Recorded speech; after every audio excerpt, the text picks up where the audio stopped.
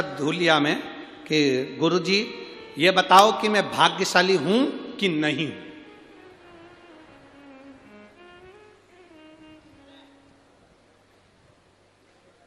अब तुमसे कोई ये प्रश्न करे तो तुम क्या उत्तर दोगे, बोलो रे। अब वो प्रश्न कर रहा है कि गुरुजी मुझे बताओ मैं भाग्यशाली हूं कि नहीं हूं। हमने उस बच्चे से कहा, देख भारत की भूमि पर जिसका जन्म होता है वो भाग्यशाली ही होता है। अगर भारत की भूमि पर जन्म लिया है तो तुम भाग्यशाली हो, और कहीं जन्म ले लेते तो फिर हम भी नहीं कहते कि तुम भाग्यशाली। जो भारत की भूमि पर जन्म लेता है, भारत मां की गोद में पैदा होता है, भारत मां की गोद में खेलता कूदता बड़ा होता है, भारत माता की गोद में रहकर सनातन धर्म की ध्वजा को लेकर चलता है, वो भाग्यशाली ही होता है। वो भाग्यशाली है जो भारत मां की गोद में रहने के बाद भारत माता के गौरव को बढ़ा रहा हो, भारत माता के सनातन धर्म को आगे बढ़ा रहा हो। वो भाग्यशाली है जो भगवान की अविरल भक्ति में डूबा हुआ हो, और भगवान की भक्ति में डूबकर अपने परिवार को, नातों को, रिश्तों को, कुटुंब को, कबीले को चला रहा है। हम कभी ये नहीं कहते तुमसे कि तुम अपना घर छोड़ दो, परिवार छोड़ दो, नाते छोड़ दो, रिश्ते छोड़ दो, संत बन जाओ, साधु बन जाओ, तुम्हारी मर्जी पड़े तो तुम किसी गंगा के तट पर जाकर, ताप्ती के तट पर जाकर बैठ जाओ। आज तक इस व्यासपीठ से ये नहीं कहा कि घर छोड़कर तुम साधु बन जाओ, संत बन जाओ, बाबा बन जाओ, जोगी बन जाओ। अपने को नहीं बनना, जो बने वही काफी है। अपने को नहीं बनना। अपन तो जो है, राम सिंह है तो राम सिंह ही रहो, कमलाबाई है तो कमलाबाई रहो, लीलाबाई है तो लीलाबाई रहो। अपने को ज्यादा बनने की जरूरत नहीं है। जो ज्यादा बनता है फिर बाद में वो दुख भोगता है। अपन तो गृहस्थी हैं, भगवान का भजन करते करते अपने घर का काम करो, सबको संभालो, पत्नी, बच्चे, कुटुंब, कबीले, सबके साथ रहो। जब मौका मिल जाए तब भगवान का नाम लो। रात्रि को सोने के समय पर पलंग पर पड़े हो, उस समय पर 5 बार श्री शिवाय नमस्तुभ्यम बोलो। सवेरे उठो तो श्री शिवाय नमस्तुभ्यम बोलो। उसके बोलने का फल क्या होता है ये शिव महापुराण में लिखा।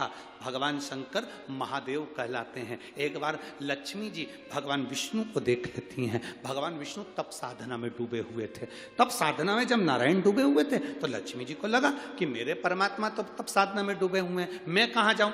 लक्ष्मी जी भ्रमण करती करती करती करती उस समय पर मृत्यु लोक में चली गई। मृत्यु लोक में जाकर लक्ष्मी जी एक बेलपत्र के वृक्ष के नीचे तप करने के लिए बैठ गई। अब माता लक्ष्मी बेलपत्र के वृक्ष के नीचे तप कर रही। आपको कथा में, नासिक की कथा में एक बात कही थी, कहीं पर जाकर भगवान का भजन करते हो, घर में बैठकर भजन कर रहे हो, दुकान में बैठकर भजन कर रहे हो, तीर्थ में बैठकर भजन कर रहे हो, पंडाल में बैठकर भजन कर रहे हो, सब जगह जहां बैठकर भजन कर रहे हो, तप कर रहे हो, मंत्र जाप कर रहे हो, उसका फल अगर बेलपत्री के वृक्ष के नीचे भूल से भी आपके मुख से एक बार श्री शिवाय नमस्तुभ्यम निकल जाता है, पंचाक्षर मंत्र नमः शिवाय, षडाक्षर मंत्र ओम नमः शिवाय निकल जाता है, तो ये समझ लो कि आप 12 ज्योतिर्लिंग में बैठकर भगवान का भजन कर रहे हैं। 12 ज्योतिर्लिंग में बैठकर भगवान का भजन कर रहे हो।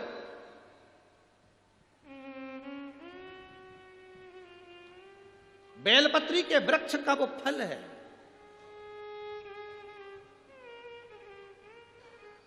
जब हम सीहोर जब कथा दी जाती है तो यजमान परिवार को कहा जाता है कि देखो जहाँ पर आप व्यासपीठ बनाएं वहाँ व्यासपीठ के आसपास में कहीं पर कुछ रखो ना रखो, पर एक बेलपत्री का पौधा जरूर रखना। क्यों? क्योंकि बेलपत्री की साक्षी में जब शिव महापुराण की कथा इतने लोग एक साथ बैठकर श्री शिवाय नमस्तुभ्यम कहते हैं तो 12 ज्योतिर्लिंग में जो जप करने का फल मिलता है, बद्री केदार में जो जप करने का फल मिलता है, द्वारका सोमनाथ में जो जप करने का फल मिलता है, रामेश्वर जगन्नाथ में जो जप करने का फल मिलता है, गंगा गोदावरी में स्नान करने का जो फल मिलता है, वो पंडाल में बैठकर श्री शिवाय नमस्तुभ्यम बोलकर फल प्राप्त हो जाता है, वो मिलता है।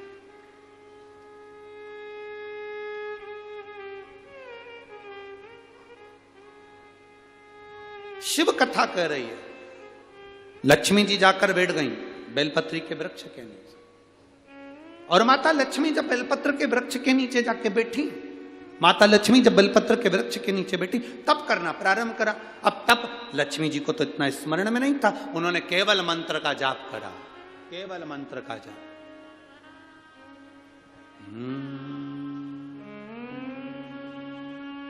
नमः शिवाय, ओम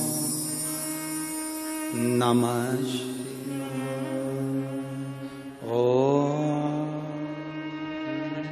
नमः शिवाय। शास्त्र रीति पहले भी कथा में कहा है, जिन्होंने कथा सुनी होगी उनके स्मरण में होगा, स्त्री नारी जब भी नमः शिवाय का जाप करती है तो वो शुरू में ओम नहीं लगाती, शुरू में क्या बोलती है, नमः शिवाय, ओम नमः शिवाय, ओम नमः शिवाय। पुरुष जब नमः शिवाय का जाप करता है शुरू में ओम लगाता है, ओम नमः शिवाय, ओम नमः शिवाय। स्त्री चालू करेगी तो नमः शिवाय से चालू करेगी, नमः शिवाय, ओम नमः शिवाय। नमः शिवाय से चालू कर कर ओम पर पहुंचेगी, फिर चालू करती जाएगी, नमः शिवाय, ओम नमः शिवाय। पुरुष चालू करता है तो ओम नमः शिवाय। स्त्री पुरुष के बोलने का भी एक फल, गोली खाने का तरीका होता है, बोलो जी जी हाँ सही है कि गलत है। इंजेक्शन को पिया जाता है कि लगवाया जाता है, जम के तो बोलो, जम के। गोली को लगवाई जाती है कि खाई जाती है, खाई जाती है। और वो शीशी आती है दवाई की, उसको पिया जाता है कि खाया जाता है, पिया जाता है। सब दवाई का अलग अलग अंतर है, गोली को खाना है, इंजेक्शन को लगवाना है और दवाई को पीना है। मंत्र बोलने का भी तरीका है, जो माताएं कहती है हम शंकर के मंदिर जाते हैं ओम नमः शिवाय का इतना जाप करते बाबा सुनता नहीं है, तुम डायरेक्ट ओम नमः शिवाय बोलती हो। दवाई खाने का तरीका है, कोई कोई दवाई दूध से लेना पड़ती है, कोई कोई दवाई पानी से लेना पड़ती है, कोई कोई दवाई मुंह में रख लो नहीं तो गुलिक जाए, ऐसी दवाई का तरीका है। उसी तरह मंत्र का तरीका है। जब माताएं शिव के मंदिर में बैठकर नमः शिवाय, ओम नमः शिवाय, ओम नमः, यहां से चालू कर कर जब चालू करती है तो शिव सुनता है। और जिन जिन को याद नहीं रहता तो हम उनसे कहते हैं फिर कुछ मत जपो, श्री शिवा नमस्तुभ्यं जप। लक्ष्मी जी ने जाप करना प्रारंभ करा। अब माता लक्ष्मी ने जाप करना प्रारंभ करा, जपते जपते भगवान विष्णु के नेत्र खुल गए, नारायण के नेत्र। कुबेर का ध्यान गया माता लक्ष्मी पर। लक्ष्मी जी कहीं मेरा कुबेर का खजाना तो वापस नहीं लेना चाहती।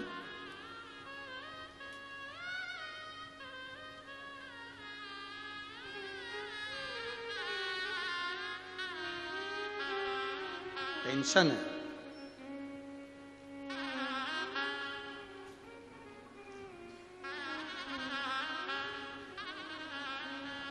सारे देवताओं को भय रहता है, इंद्र को भय है मेरा सिंहासन ना चले जाए, कुबेर को भय है मेरा सिंहासन ना चले जाए, गरुण वरुण को भय है मेरा सिंहासन ना चले जाए। केवल एक देवाधिदेव महादेव एक ऐसे होते हैं जिनको सिंहासन का भय नहीं है। क्यों? जिसको चाहिए कैलाश पे आ जाओ, बैठ जाओ, यहां सिंहासन है ही नहीं, यहां सिंहासन है ही नहीं।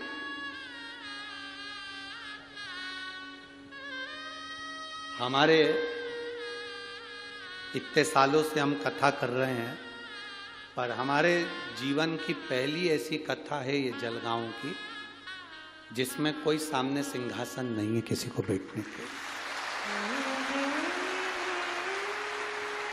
यहां माननीय पालक मंत्री जी भी बैठे हैं, तो वो भी नीचे बैठे हैं। यहाँ के आमदार खासदार भी अगर आए हो तो वो जमीन पर ही बैठे होंगे। यहाँ का कोई अधीक्षक भी आया हो, ये शिव भक्ति कहते हैं इसको शंकर की भक्ति, इसको शिव महापुराण की कथा। अभी 16 दिसंबर को जो अमरावती में कथा है, जो राणा परिवार ने ली है, रवि जी राणा जी ने, और तो एक रवि राणा ने और एक और क्या नाम है उनका, सांसद जी और विधायक जी दोनों लिए हैं। नवनीत जी राणा, एक रवि जी राणा, एक नवनीत जी राणा ने जब वो कथा के लिए सीहोर आए थे उस समय पर, पहले जब हमसे एक बार मुलाकात हुई थी तो हमने पूछा कथा कौन करा रहे हैं, तो उनके मुख के शब्द थे, भोलेनाथ कराएंगे, हम तो केवल बैठकर सुनेंगे, कराने वाला कराएगा वो, हमें तो सुनना है, केवल कथा श्रवण करना। आज जलगांव की पवित्र भूमि पर हृदय प्रसन्न हो गया। यहां कोई सिंहासन नहीं है, यहां कैलाश है, कैलाश। इस कैलाश की धरा पर जहां तुम बैठ जाओ वहां भगवान का गुणगान करो, कैलाश की धरा। और आप देखिए, आप अंदाजा लगाइएगा, 5 तारीख से कथा चालू हुई है, 2 तारीख, 3 तारीख, 4 तारीख जो निकली होगी, 1 तारीख से अंदाजा लगा लो, 1 तारीख से 5 तारीख के बीच में भोलेनाथ जी ने पूरी जमीन को पहले धो लिया, साफ कर लिया, अच्छे से सफाई कर ली, सफाई कर कर साफ करके दबा के बैठे। 2 बजे से 5 बजे तक कथा चलती है। आप अंदाजा लगा कर बैठना, आपको ऐसा महसूस होगा जैसे हम कैलाश पर्वत पर बैठकर तब साधना कर रहे हैं, कथा श्रवण कर रहे हैं। हल्की हल्की सी हवा चलती रहेगी, आनंद लेते रहेंगे, सूर्य देवता आते रहेंगे, जाते रहेंगे, तुम्हारा भजन चलता रहेगा, आनंद की अनुभूति होती रहेगी। शिव तत्व की प्राप्ति, शिव तत्व सब व्यवस्था वो करता है, अपन निमित्त है, अपन निमित्त। और बड़ी प्रसन्नता हुई साहब, कल रात्रि के जो वीडियो हम लोगों ने देखे, जलगांव के लोग शहर से आकर कोई बिस्कुट, कोई पानी, कोई पाउच, रात्रि को सारे भक्तों को कोई आलू बड़ा खिला रहा था, कोई भाजी बड़ा खिला रहा था। उसके वीडियो जो जलगांव की भूमि पर चल रहे हैं सोशल मीडिया में, देखने लायक। भाव कृपा है, आपको दिया बाबा ने और आपने भाव से खिलाया, दिल से। शिव कथा कर रही है, माता लक्ष्मी बैठी, भगवान देवती देव महादेव। कुबेर को लग रहा है ये मेरा सिंहासन ना ले ले, इंद्र को लग रहा है ये मेरा सिंहासन ना ले ले, देवताओं को लग रहा है लक्ष्मी मेरा सिंहासन ना ले ले। पर लक्ष्मी तो तप की मुद्रा में विलीन लगी हुई थी, भगवान का गुणगान कर रही थी। नमः शिवाय, ओम नमः शिवाय, ओम नमः शिवाय। लगी मां। बेलपत्री का वृक्ष, उसके नीचे एक माला का मनका भी अगर बेलपत्री के वृक्ष के नीचे खसकता है, तुम्हारे मुख से नाम निकलता है, तो वो उसका फल 1000 गुना ज्यादा हो जाता है, 1000 गुना। आप लोग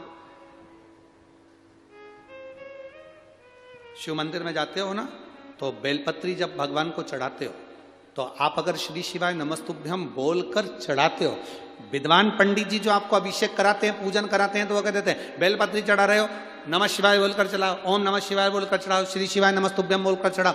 जब आप एक बेलपत्र का स्पर्श कर कर श्री शिवाय नमस्तुभ्यम कहकर बेलपत्र चढ़ाते हो, बेलपत्र का स्पर्श इस शरीर से रहता है, तो एक बेलपत्र चढ़ाते हो तो 1000 बेलपत्र चढ़ाने का फल तुम्हारे खाते में चला जाता है।